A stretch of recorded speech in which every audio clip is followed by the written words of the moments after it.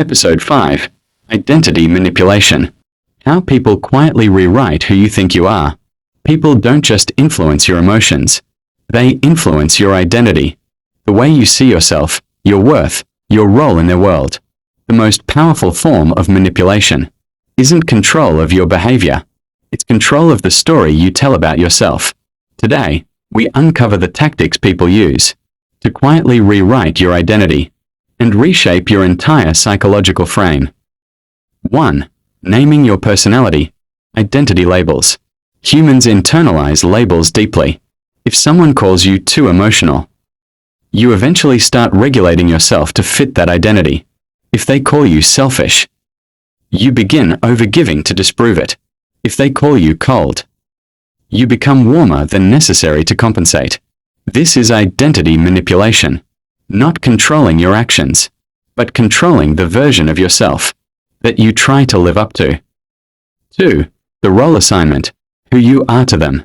People lock you into roles. The helper, the dependable one, the emotional support, the fixer, the responsible one. Roles feel comforting at first, but they become prisons. Because once someone assigns you a role, you start shaping your behavior around it. And the moment you try to step out of it, they say, "You've changed. You're not like you used to be." They don't want you to evolve. They want you to remain who they need you to be.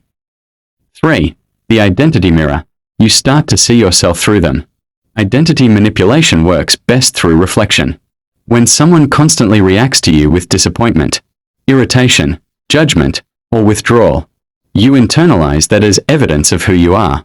Slowly, you adjust your entire personality to avoid triggering their negative reactions. This creates a psychological loop. Their emotional response becomes your identity guide. 4. Emotional templates.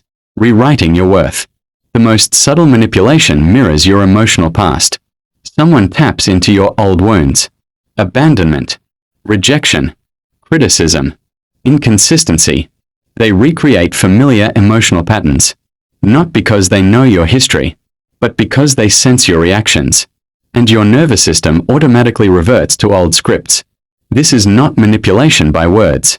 This is manipulation by emotional resemblance. They don't just influence who you are. They reinforce who you were. 5. Identity deflation. Shrinking you to control you. Some people weaken your identity on purpose. You're overthinking. You're imagining things. You always mess things up. You're too much. These statements slowly chip away at your confidence. Once your identity shrinks, you become easier to manage. Small identity equals high compliance. High identity equals resistance. This is why manipulators rarely attack your logic. They attack your identity. Because once your identity collapses, you'll follow them anywhere. 6. Identity inflation. The power of conditional praise. Identity can also be manipulated through elevation. People will praise you intensely, not to empower you, but to attach you. You're the only one who understands me. You're different from everyone else.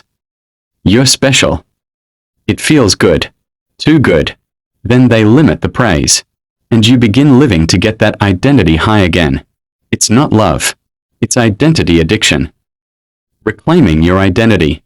Here's the truth. Your identity has never been fixed, and it's definitely not defined by other people. The moment you recognize identity manipulation, the spell breaks. The labels lose power. The roles dissolve. The mirror clears.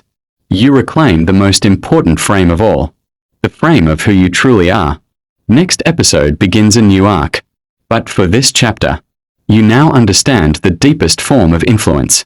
Not controlling someone's actions, but shaping their identity.